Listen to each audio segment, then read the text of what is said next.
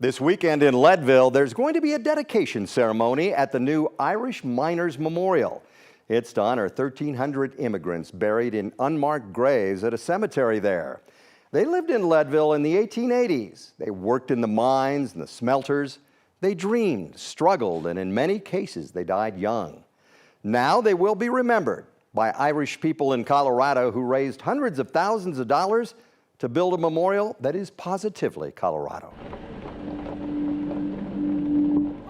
At a cemetery in Leadville, under blue skies and evergreen trees standing guard, 1,300 Irish immigrants are buried.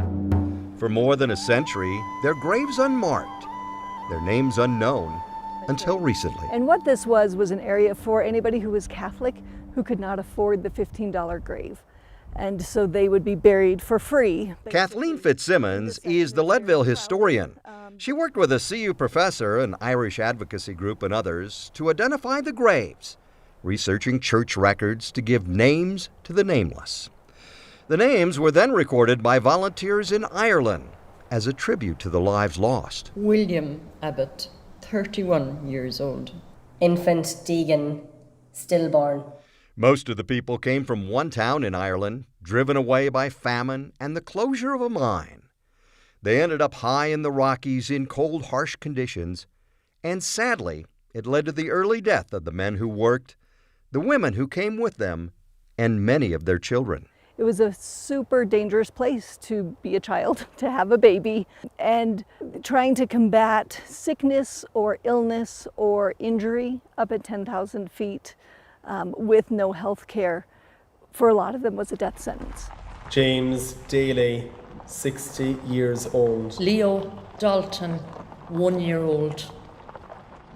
I sit here as an educated woman because I stand on the shoulders of people who suffered and struggled immensely, from my father all the way back. Lisa Switzer is the president of Irish Network Colorado, a group that raised hundreds of thousands of dollars to build this statue at the cemetery.